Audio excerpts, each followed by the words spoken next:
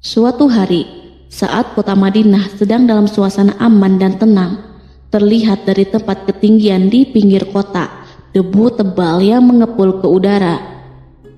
Debu itu semakin meninggi, bergumpal-gumpal hingga hampir menutup angkasa.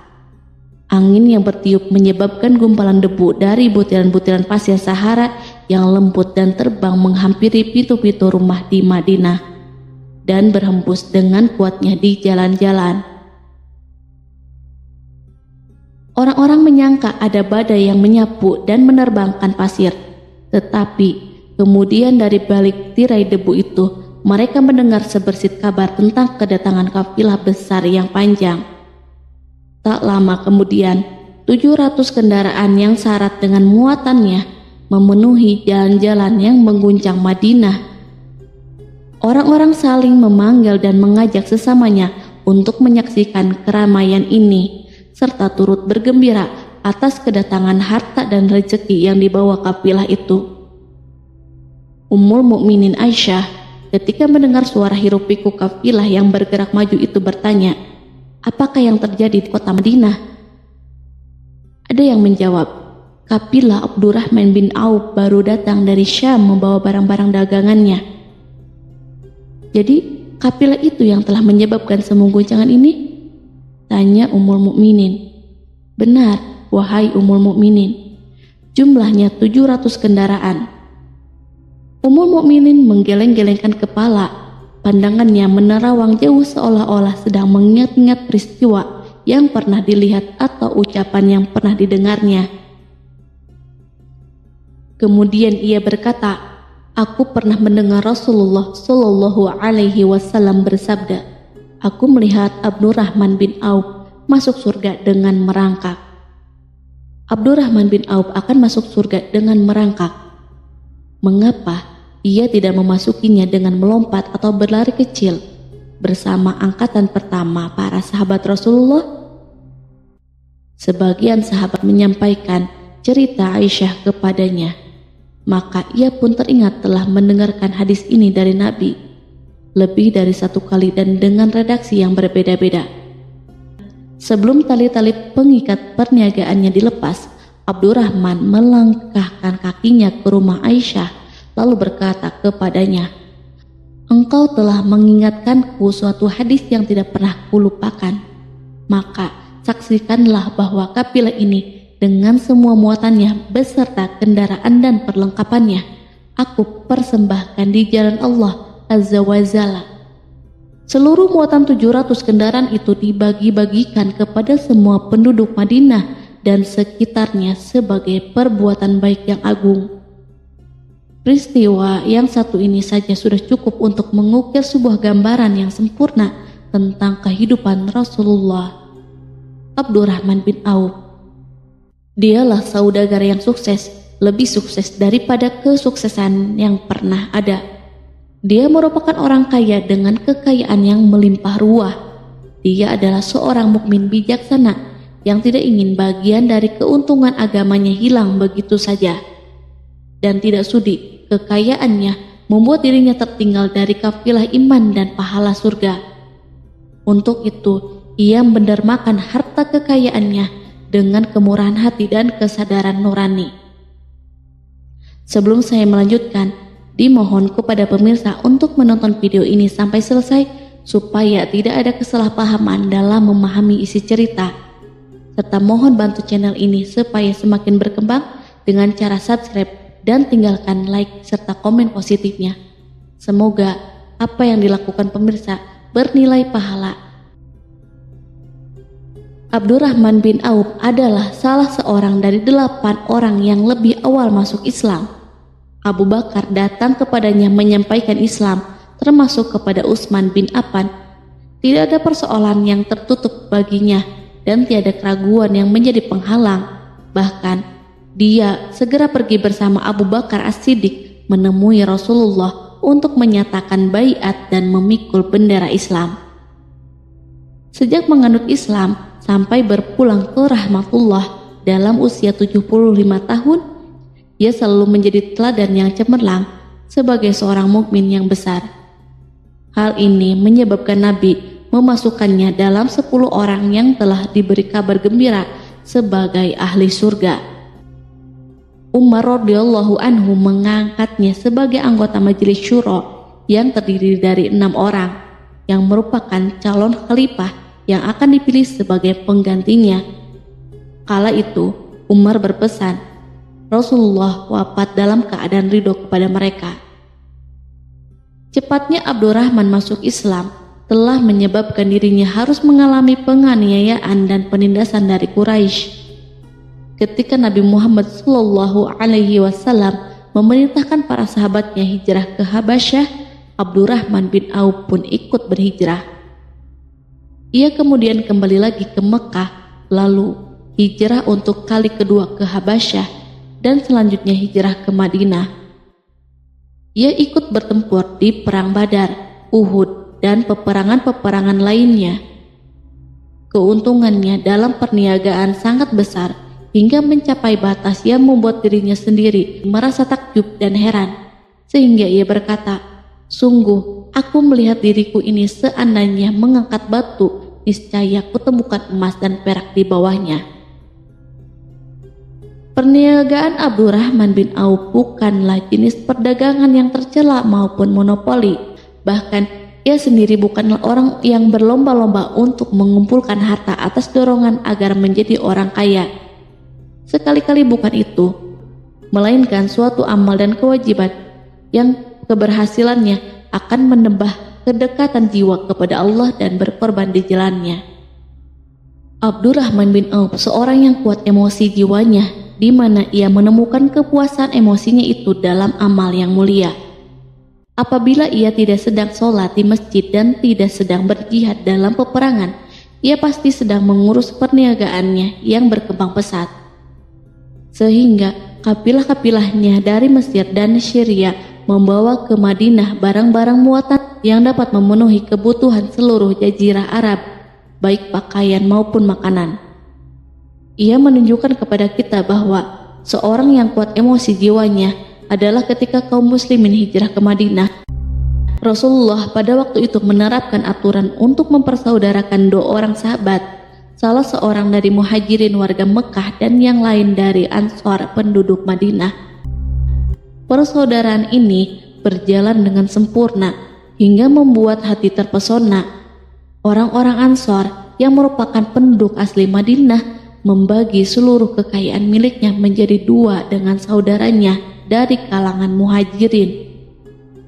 Bahkan istri pun direlakan. Apabila ia beristri 2, ia pun rela menceraikan 1 untuk diperistri saudaranya. Ketika itu Rasul yang mulia mempersaudarakan antara Abdurrahman bin Auf dengan Sa'ad bin Rabi. Sa'ad berkata kepada Abdurrahman, "Saudaraku, aku adalah penduduk Madinah yang paling banyak harta. Silahkan pilih separuh hartaku dan ambillah. Aku juga mempunyai 2 istri.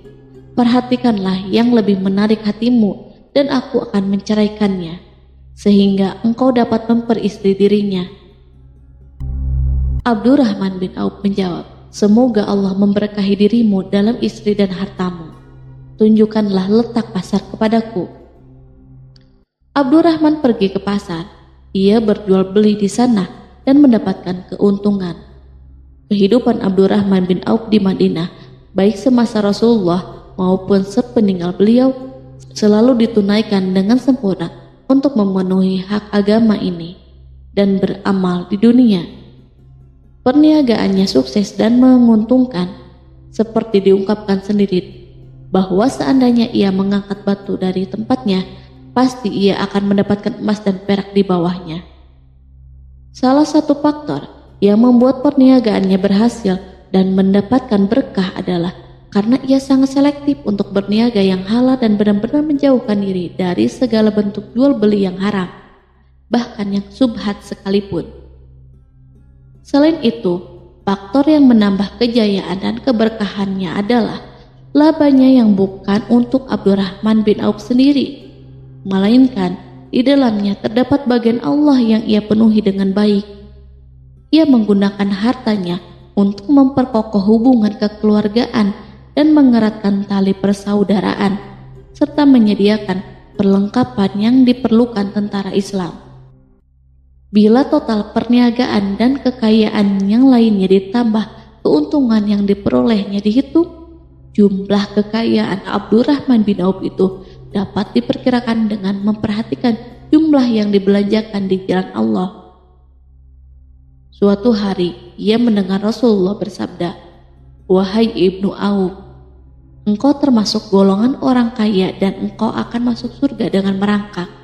Karena itu, pinjamkanlah kekayaan itu kepada Allah agar Dia mempermudah langkahmu." Sejak ia mendengar nasihat Rasulullah ini dan menyediakan bagi Allah pinjaman yang baik, Allah justru semakin melipat gandakan kekayaannya hingga berlimpah ruah.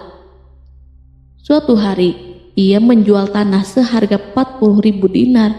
Kemudian uang itu dibagi-bagikan untuk semua keluarganya dari Bani Juhroh, untuk para istri Nabi, dan untuk kaum muslim yang miskin. Pada kesempatan lain, ia menyerahkan 500 ekor kuda untuk perlengkapan tentara Islam. Pada hari yang lain, ia menyerahkan 1.500 kendaraan unta. Menjelang wafat, ia mewasiatkan 50.000 dinar untuk diinfakkan di jalan Allah. Ia juga berwasiat bagi setiap orang yang ikut perang Badar dan masih hidup, masing-masing mendapat 400 dinar.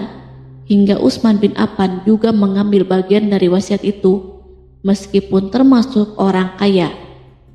Ia berkata, harta Abdurrahman bin Auf halal lagi bersih, dan memakan harta itu membawa keselamatan dan keberkahan.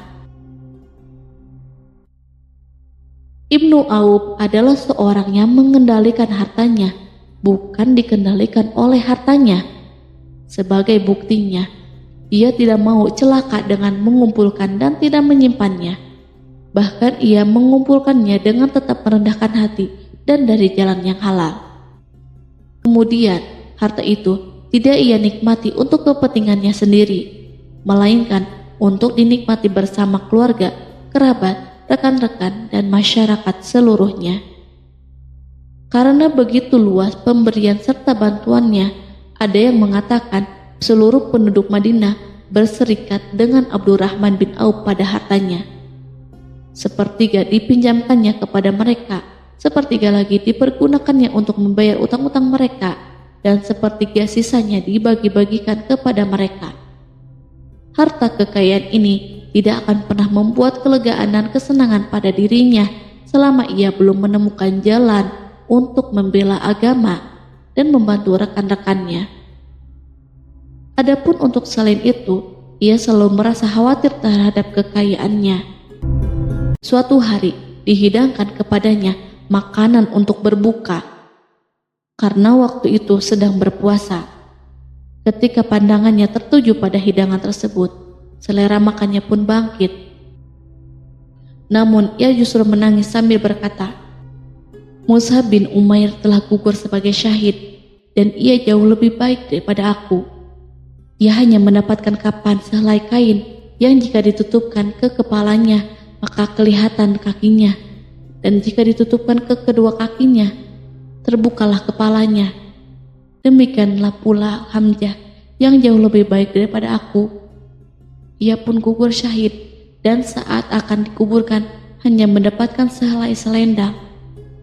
Dunia telah dihamparkan kepada kami seluas-luasnya, dan hasil sebanyak-banyaknya telah diberikan kepada kami.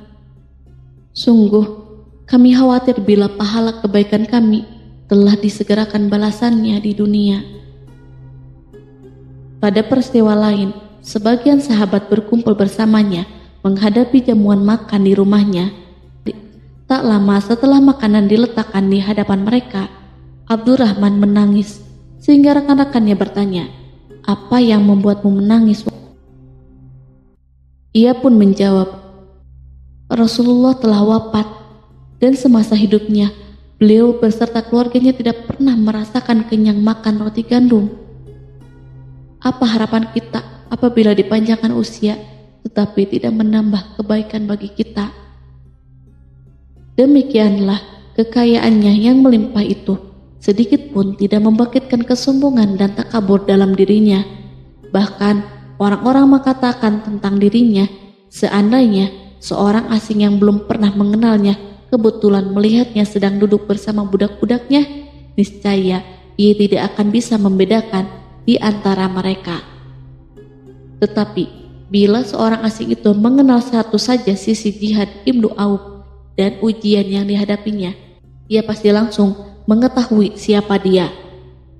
Misalnya, ia mengetahui bahwa di badannya terdapat 20 bekas luka di perang Uhud dan bahwa salah satu dari bekas luka itu meninggalkan cacat pincang yang tidak sembuh-sembuh pada salah satu kakinya.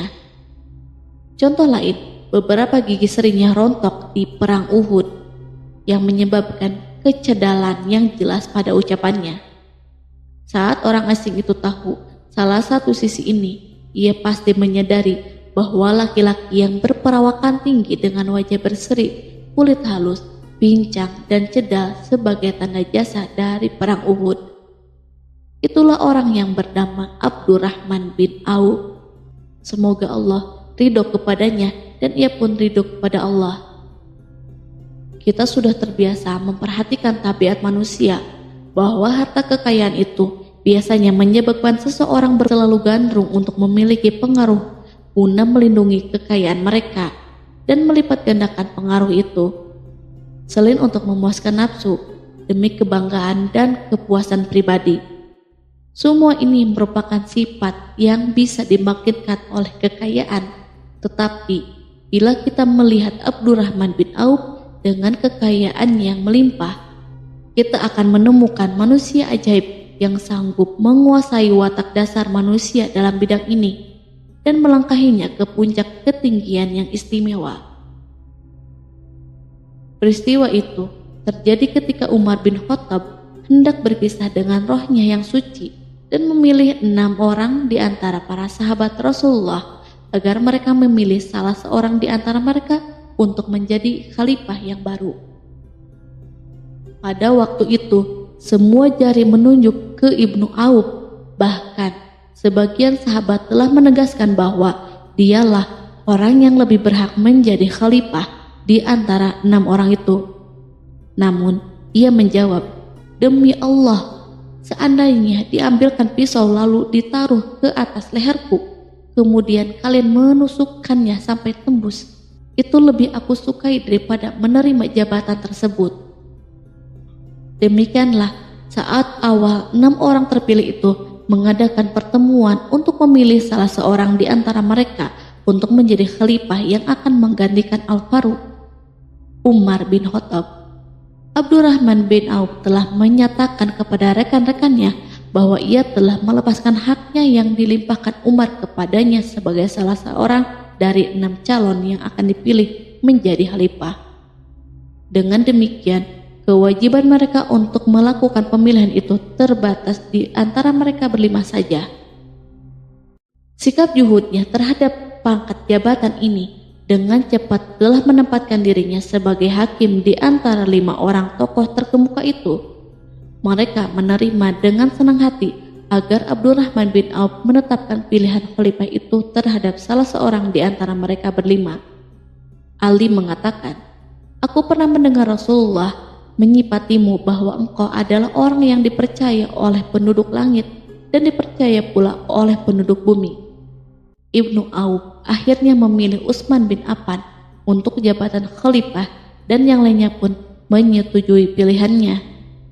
Itulah hakikat seorang laki-laki yang kaya raya dalam Islam. Apakah Anda telah memperhatikan bagaimana Islam telah mengangkat dirinya jauh di atas kekayaan dengan segala godaan dan penyesatannya itu, dan bagaimana ia menempa kepribadiannya dengan sebaik-baiknya? Pada tahun 32 Hijriah, tubuhnya berpisah dengan rohnya. Ummul Mukminin Aisyah ingin memberinya kemuliaan khusus yang tidak diberikan kepada orang lain, dengan memberikan usulan kepadanya ketika ia masih terbaring di ranjang menuju kematian agar bersedia dikuburkan di pekarangan rumahnya, berdekatan dengan Rasulullah, Abu Bakar, dan Umar. Namun, ia memang seorang muslim yang telah dididik Islam dengan sebaik-baiknya, sehingga merasa malu bila dirinya diangkat dan disandingkan dalam kedudukan tersebut. Selain itu, ia telah membuat janji dan ikrar yang kuat dengan Utsman bin Maz'un, yakni jika salah seorang di antara mereka meninggal sesudah yang lain, hendaklah ia dikuburkan di dekat sahabatnya itu. Saat rohnya bersiap-siap memulai perjalanan yang baru, air matanya meleleh, sedangkan lidahnya bergerak-gerak mengucapkan kata-kata, "Aku khawatir dipisahkan dari sahabat-sahabatku karena kekayaanku yang melimpah ruah." Namun, ketenangan dari Allah segera menyelimutinya. Lalu senyuman tipis menghiasi wajahnya disebabkan suka memberi cahaya dan kebahagiaan yang menenteramkan jiwa. Ia memasang telinganya untuk menangkap sesuatu, seolah-olah ada suara yang lembut, merdu yang datang mendekat. Ia sedang mengenang kebenaran sabda Rasulullah yang pernah beliau ucapkan, "Abdurrahman bin Auf di dalam surga." Ia barangkali juga sedang mendengarkan janji Allah dalam kitabnya. Orang yang menginfakkan hartanya di jalan Allah, kemudian tidak mengiringi apa yang dia infakkan itu dengan menyebut-nyebutnya dan menyakiti perasaan penerima, mereka memperoleh pahala di sisi Rob mereka. Tak ada rasa takut pada mereka dan mereka tidak bersedih hati. Quran Surat Al-Baqarah ayat 262.